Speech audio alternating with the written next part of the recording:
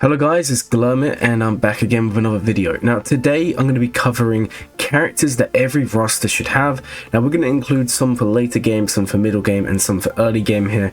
But each and every one of these characters is worth farming or at least unlocking, even if it's only at 3 stars, even if it's only at 2 stars in some rare instances.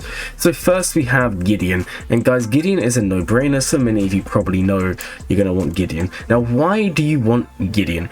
Gideon is one of the fastest characters in the game. I think currently he's tied for second space. Currently Tuscan Chieftain is the #1 fastest non-GL character in the game. And he's just really good. He has turn meter removal, so he can strip that TM from the opponent. He can control the battle. He's an offensive character. You can use him with Padme, for example, to create a god tier team, or with Padme nuking teams. We've seen that in lots of different media forms now. And in general, he's just a really nice character to have. He's a Cantina farm, so he's pretty accessible. And also he only needs 1 Zeta, because it's up to you guys if you actually want to be doing his lead. I would say it's nice. I would say you don't need it though, which is why you only really want that unique Zeta, or special Zeta, sorry, which is going to be the protection up.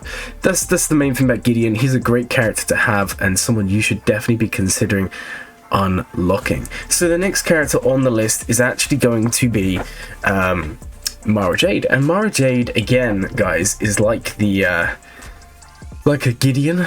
She's a fantastic character. She's available pretty early in the game. She's needed for a Journey Guide character unlock, being Star Killer, and in general she's a great turn meter manipulator. She's a great control character, and what you're going to kind of find out, guys, when you play this game is characters who control or manipulate turn meter, or just make sure the battle stays in your favor, tend to be the best characters in the game, and Mara Jade does a fantastic job at that.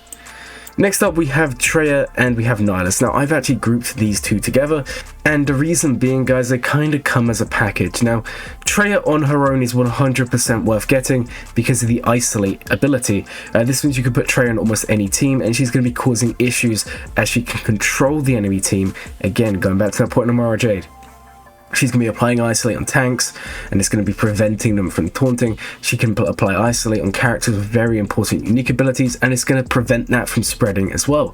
In general, she's just a fantastic character. 100% recommend her. But Nyla as well is very good, and I recommend a lot of you work on Nyla. Now if you are a hyperdrive bundle player, you're going to be given Nyla from out the gates, and if that's the case, then you're much quicker for getting him up and running. But if you have Treya, you should really have Nyla, so you don't have one without the other. You can have Treya without Nyla, but I wouldn't have Nyla without Treya.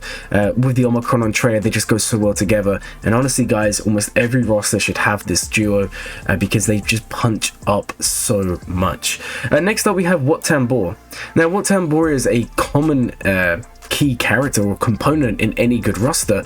He's needed for JMK, so there is a big push by guilds to get him unlocked, and he's just a fantastic character, guys. Now the thing with Wat Tambor here is he is really low gear viable because the main power comes from his unique, and what that's going to be doing is granting him a bonus turn, which he can then apply a tech. This could be the weapon tech, this could be the shield pack tech, this could be the med pack tech. There's lots of options here for Wat Tambor to do, and honestly, for this reason he's in this list, because you can use him at low gear. You don't need to level him up, you don't need to star him up.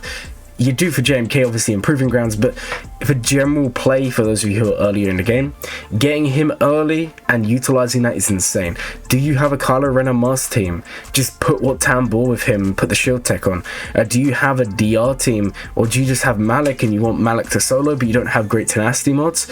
You bring Wat Tambor, you put the shield tech on Wat Tambor, he's going to be able to cleanse those debuffs and continue to play. There's lots of options with Wat Tambor, and he's a fantastic character for you to unlock, guys. Next up we have another raid character, and this is going to be Han Solo. Now he is here because even if you do not have CLS, which I recommend as a team you guys should be farming, Han Solo is amazing, and the reason for this is on his basic he's going to be stunning. So he takes a bonus turn at the start of the encounter, which he will go before everyone other than himself, because when there's 2 of them they have to fight to the death in a mud pit to decide who gets to go first, and unfortunately Han always wins. I don't know how it happens, guys, but it does. So as I said, yeah, he's stunning on the basic, he's taking a bonus turn, and he can remove TM. If the target has less than 50% turn meter, deal 75% more damage, and if they have less, remove 35% turn meter. And this is really strong, guys, and it means you can put Han into any team in the game and he can function. Is there a team of Wat Tambor on the enemy side? You take in Han Solo and he's going to come in there, stun Wat, and you can deal with him. Is there a team that is very turn meter heavy? You take what Han Solo in there, you can stun them, you can remove that turn meter. He's really powerful, a great character to have in your roster. Like I said, even if you don't have CLS, I would still take this guy to gear 8, gear 9 for early game players, and honestly I'd take him all the way up for late game because of the Millennium Falcon. And if that's the case, you're going to get a lot of value here, guys. Now next up we have Vader. Vader is a must-have character. Every roster has him, and every roster that doesn't have him should have him. That's basically the rule of 1 when it comes to Vader. He says no rule of 2 for me. So the thing with Vader, right guys, is he is just so powerful early to mid game, and then late game he kind of falls off a little bit, but he kind of gets a resurgence under Afra teams, he kind of gets a resurgence under Lord Vader teams, and then he kind of gets a resurgence in Emperor Palpatine teams, but Starkiller kind of stops that a little bit. But he does have a lot of uses, and he has a fantastic Zeta in Merciless Massacre. Now we're not here to talk about Zetas, but we are here to talk about characters you should have, and Vader is absolutely one of these. Is there going to be a Geo team on the enemy team? Vader wins. A CLS team? Vader can win. Is there going to be basically any team that, you know, Vader's going to go first? He's most likely going to win. And at high relics, he's fantastic. He also has a great ship, so it's worth investing in him, even if you do it just for this ship, guys. Next we have Ness. Now Ness is a character that I would recommend you at least gear 12. And if you're like me, maybe relic 3, or if you like those major pros out there, then you relic 7 her. She's just a great solo character to have.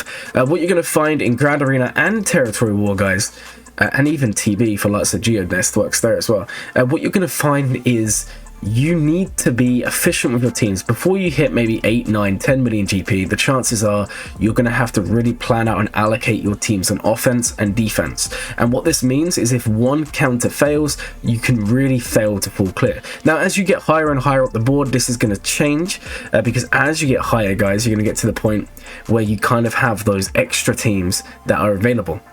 But Ness is a fantastic character because you can pin her in and you can take her against so many different teams. More Mandos at high relic she beats. You can beat more Mothma teams, sort of. You can beat some Geo teams even you can actually beat with Ness, which is kind of crazy. You can beat teams such as Padme teams. There's lots of different teams, Ewoks, that Ness can beat. So it's good to pencil her in and have her up because it will really save your roster and enable you to use other stuff elsewhere. For example, when I covered the Padme team, you might use Palpatine Mara Jade for that, but now you can use Ness at high relics. That's one character, and then that leaves you with Palpatine Mara Jade for another team. It's just really nice, a nice utility character to have. They aren't as good as they were maybe a couple of years ago, but they're still a fantastic character and one a lot of you should have. Then we have Savage. Savage, I'm going to say, guys, everyone should have. I don't care what anyone says. This guy is crazy. And it's all because of his Omicron. So if you do not have this Omicron, then don't worry. But if you do have this Omicron, 100% go out there and get this guy. He is just borderline broken. And again, it's the same story as Ness, and it's going to be the same story as Wampa. These are characters that when you invest in them, guys, they're going to be relieving stress points on your roster. Now you can use those characters elsewhere because these guys are going to solo. And the benefit of Savage is you can then put him in with Sith, and he just does a great job there. So for you later game players, you can put him with Treya, you can put him with C, you're going to have the best time ever. Honestly, guys, if you don't have Savage, you're doing something wrong. This guy is insane. And then we kind of have Wampa. Wampa is the same story as Savage and Nest. They're the solo characters. Of course, they're going to be in the list of characters you guys need. And now, unfortunately, Wampa and Savage, well, more Savage, aren't as good outside of Grand Arena. Wampa can actually still beat some teams outside of Grand Arena, such as Phoenix, such as Ewoks. Those sorts of teams Wampa will win. Or if you have a really good Datacron that boosts your health a lot, like I'm talking upwards of 100% increase. I think that's pretty hard to get, right? Or if you have an Armorcron, Wampa can still work outside of Grand Arena. But honestly, guys, these characters are too good to ignore. Next up we have Armorer. Now Armorer is a middle to late game character, but one you do not want to ignore. The benefit of Armorer is when you have the Zeta on the Earn Your Signet, you can prevent critical hits on your allies, and by putting this on you can start to beat Kylo with C, you can start to beat Kylo with just Jade Knight Rev and Jade Knight Luke. You can do so many fun things. You can also just use Kylo, Armorer and Shorty and 3-man JMK teams, which is awesome. Obviously it's a bit high investment, but yeah, there's loads of things Armorer can do. They're a fantastic character to have, and someone you guys should be investing in. Next up we have Echo and Tech. Again, these guys are a package, because when you have one of them you want the other one, but honestly you put these two in any team, they're going to function. Shaq-T with Tech and Echo is awesome. Just Tech and Echo with anyone works really well, because you have the removal of buffs, the control from Echo, and then you have the stun from Tech. Together they are the duo of power, and they are fantastic characters to have. And finally here guys, we actually have Iden Versio. Iden is again a fantastic character to unlock, because she's going to be transforming her team, but not only that, she can also be used in a standard trooper team, and this is something that people kind of ignore, because obviously Iden's kit is built around being the leader of her own team, but her cleanse is pivotal for late game players if you want to use troopers to beat Lord Vader, because you can actually cleanse those debuffs, those dazes, and then you can get the Terminator train rolling. It's pretty cool, it's pretty niche, but she's such a great character, 100% recommend, and she has a ship. And this is something that, just like Vader, Iden's going to be a character that is a staple down the line, I can tell you that now guys. So hopefully this list is decent for you guys, hopefully there's some characters here you have, and hopefully there's some characters here that you are going to have. All of these characters are worth farming, and honestly guys, let me know down in the comments, is there any character you think I missed out? I hope you guys enjoyed the video. My name is Glurmit, and always guys, have a glurming day.